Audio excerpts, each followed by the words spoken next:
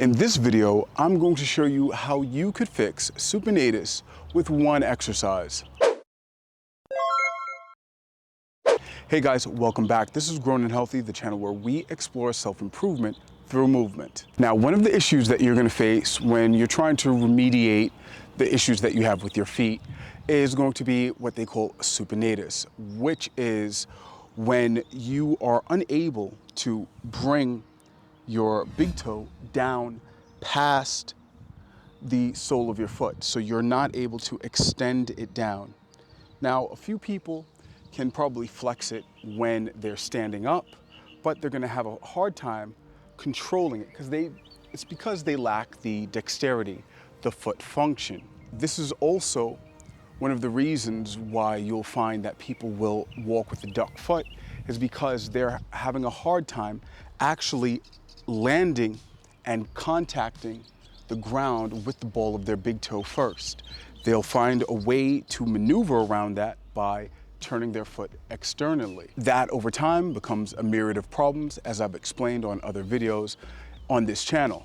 So in order to remediate that, we have to understand where it's coming from, show you a way in which you can do an exercise daily and maybe even instantly for some that will change how your foot lands. So as you drop down and you're unable to contact, you'll turn outwards. So once you start turning outwards, an easy fix for most people is just to turn their foot either straight or even slightly inwards, internally rotating from the hips. What you'll find as you start to work on your journey towards fixing issues, there are dual pathways.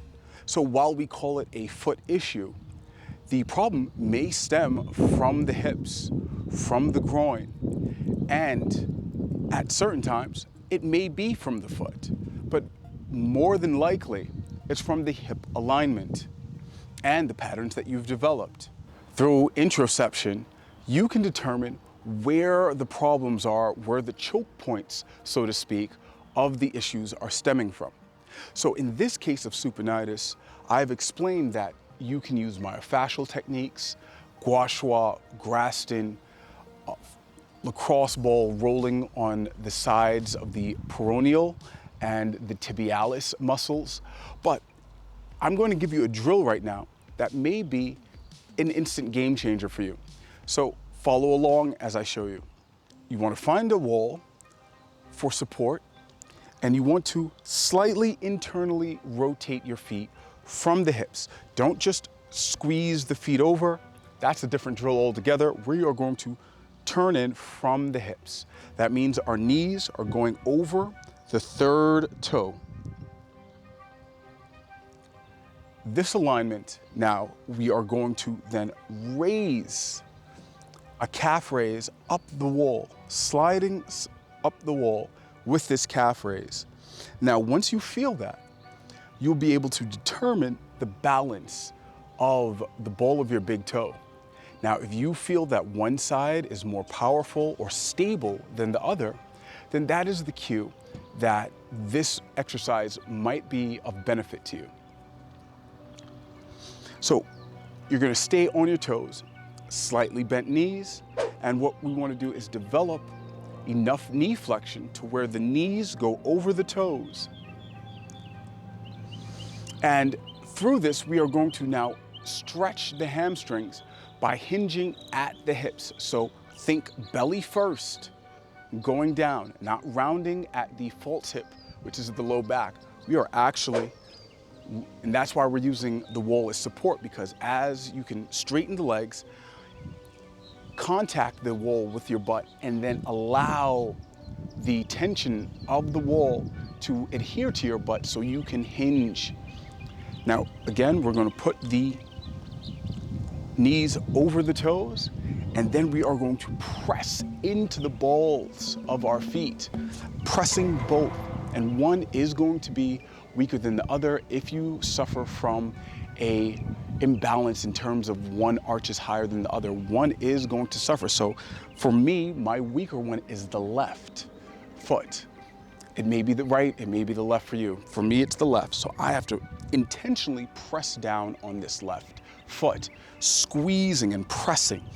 And Now we're starting to get it. And while we're doing this, we want to then use the talus joint, pushing the talus joint outwards,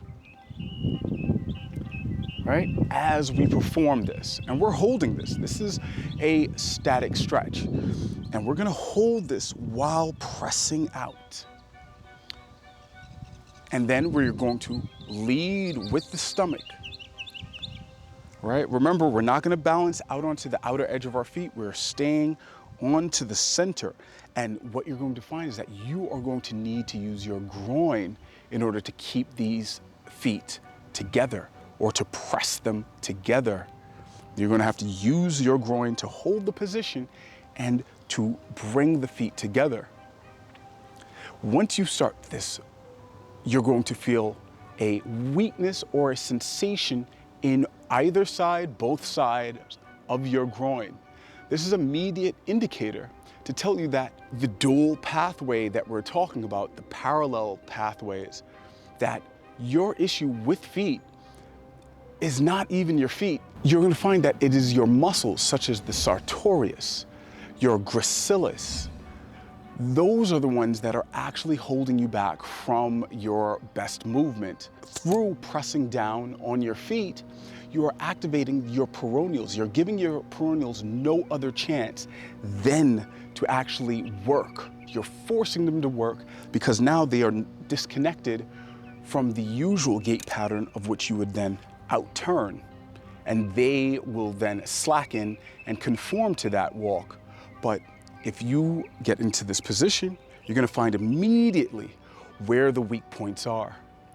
And this gives you an indication that if this exercise alone doesn't fix it, that you should maybe do more groin exercises, strengthening more of your hip musculature than actually doing any foot function exercises yet, because all the foot exercises you want to do that you think will help you will not benefit you at all if you have not fixed issues within your hip, because it will always revert, because the hip is the dominant factor in this equation. Even though they communicate with each other, due to our prevalence for sitting down a lot and staying in this seated pattern. So that is the first one to relax. The feet, for the most part, once you get out of conventional shoes, have more activity, have more freedom, and you're finding that you're still not fixing the issues that you had with your feet, then you know that it is the hips. So we're holding this position, we're squatting down slightly. Man, I know this is gonna burn. This is gonna burn. Calves, the outer calf muscles are gonna burn. Everything's burning, but don't stop there. We are going to now hinge. Now, if you felt sensation in the groin, that means you need to hinge more. And by hinging more, we're going to be externally rotating, using the glutes while pressing the feet together. We're squeezing down, we're squeezing. We're holding this up, we're pushing the feet out, we're pressing the balls of the feet in, we're pressing the knees out through the use of our glutes, and we're gonna hold this. And you're gonna hold this for 20 to 30 seconds, and you can see my left foot is trembling right now. Pressing down while pushing. Think of a ball being pressed right under, right under the middle of the foot, pushing it out like you were standing on a Bosu ball that was very large and you had to conform your foot to it. That's the feeling that you want while pressing down on the big toe, right? Stretch those toes out for better contact.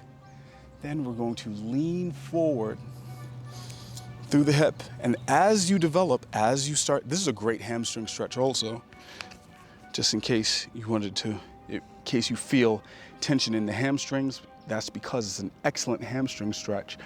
So as you develop the comfort in the position, and by that I mean you're planting the feet securely, then you want to try and raise the butt off of the wall, to raise the butt forward and then tilt. And then once you've tilted enough, try to raise or straighten the lower back and hold, and then come out. And immediately, if you're wearing shoes, you're gonna be able to, for once, touch down with your big toe or the ball of your big toe onto your shoes. And if you're barefoot like you should be, you're gonna feel immediate contact with the ground. If we can think of our legs in terms of our sartorius muscle, then it will give us a greater understanding.